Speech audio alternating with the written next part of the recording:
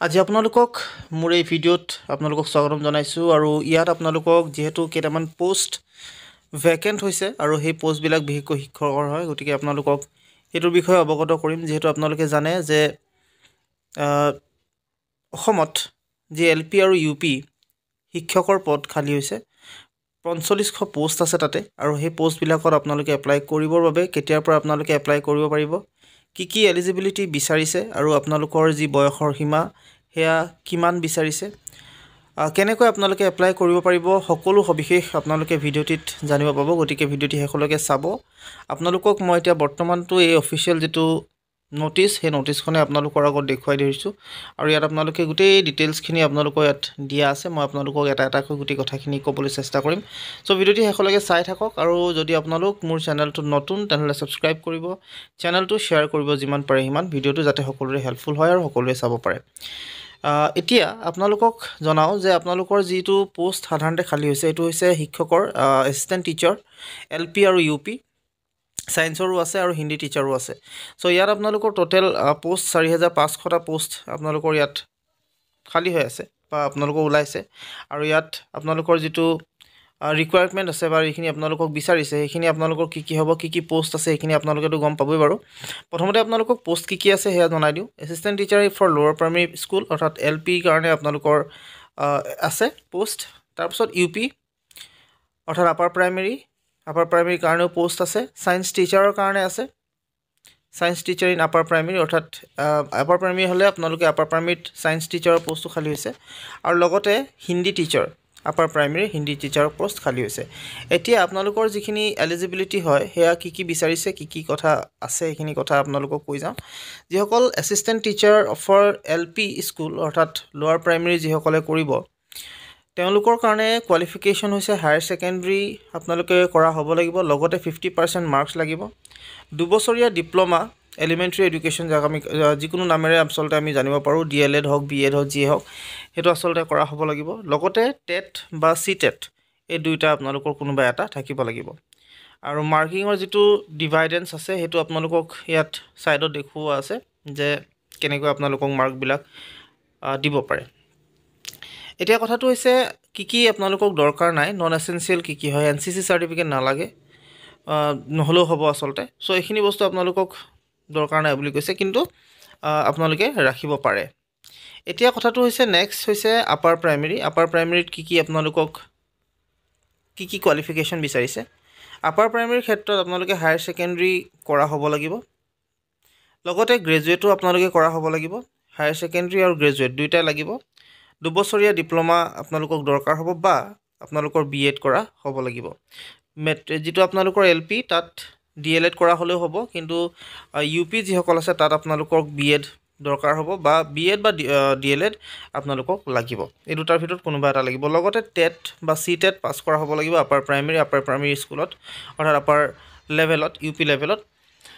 চ' এইকেইটা আপোনালোকৰ এলিজিবিলিটি। আৰু যদি বাকী কিবাকিবি ডকুমেণ্টছ আছে NCC কৰা বা বাকীখিনি ডকুমেণ্টছ সাধাৰণতে যদি আছে, তেতিয়াহ'লে তাৰ ক্ষেত্ৰতো কিবা এটা মাৰ্কছ থাকিব।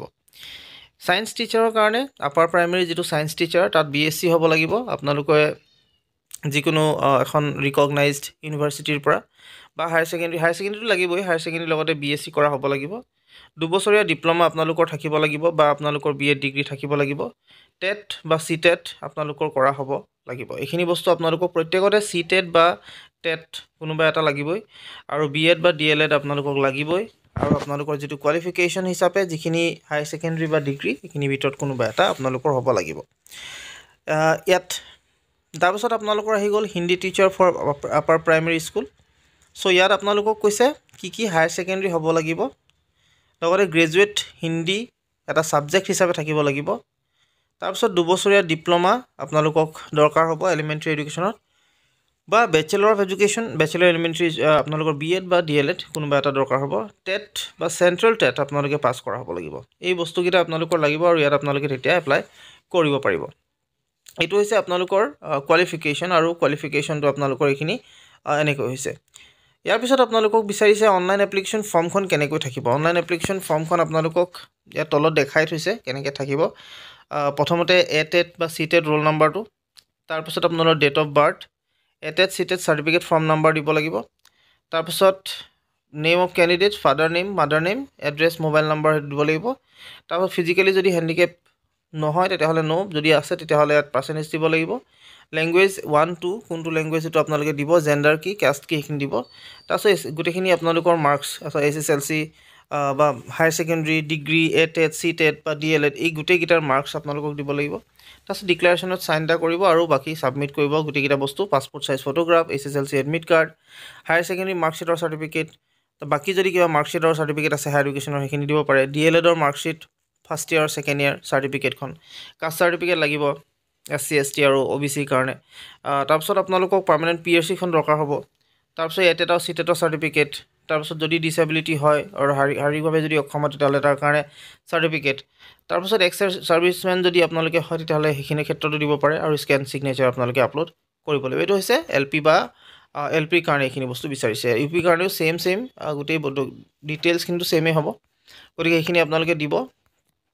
গোটেইখিনি আপোনালোকে ইয়াত তলতে দেখুওৱা আছে গোটেই বস্তুখিনি, ইয়াত পেটাৰ্ণটোৱে দি দিছে আচলতে, পেটাৰ্ণটোৰ মতে আপোনালোকে কৰিব গোটেই। এতিয়া এই পষ্টবিলাকৰ এপ্লাই আচলতে আহিব কেতিয়াৰ পৰা সেইটো আপোনালোকক হয়তো জানিব বিচাৰিছে। চ' ইয়াত আপোনালোকৰ পষ্টবিলাকৰ এপ্লাই ষ্টাৰ্ট সাধাৰণতে কেতিয়াৰ পৰা হৈছে বুলি কৈছে। ইয়াত দিছে ডেটেড, ইয়াত আপোনালোকক বিচাৰিছে 23/11। এতিয়ালৈকে আপোনালোকৰ ডেটটো দিয়া নাই, মই ইয়াত ডেটটো পোৱা নাই বাৰু। ডেটটো যদি হয় তেতিয়াহ'লে মই আপোনালোকক জনাবলৈ চেষ্টা কৰিম। মই তথাপিও আৰু এবাৰ চাবলৈ চেষ্টা কৰিছোঁ। Online application form 15/2/2025। আচলতে আপোনালোকৰ এপ্লাইটো 15 ফেব্ৰুৱাৰী মাহত হয়তো ষ্টাৰ্ট হ'ব পাৰে, এতিয়ালৈকে ষ্টাৰ্ট হোৱা নাই, হ'ব অতি সোনকালে। যেতিয়া হ'ব আপোনালোকে সেইটো ইনফৰ্ম হৈ যাব বাৰু। টোটেল লোৱাৰ প্ৰাইমেৰীত আপোনালোকে 2900 পষ্ট আছে আৰু আপাৰ প্ৰাইমেৰীত 1600 পষ্ট আছে। চ' এইখিনি আপোনালোকক জনালোঁ। আশা কৰিছোঁ ভিডিঅ'টো আপোনালোকে ভাল পালে। যদি ভাল পালে তেনেহ'লে প্লিজ লাইক, শ্বেয়াৰ আৰু ছাবস্ক্ৰাইব কৰিব, লগতে কাষত থকা যিটো বেল আইকন সেইটো প্ৰেছ কৰি আজিলৈ মানে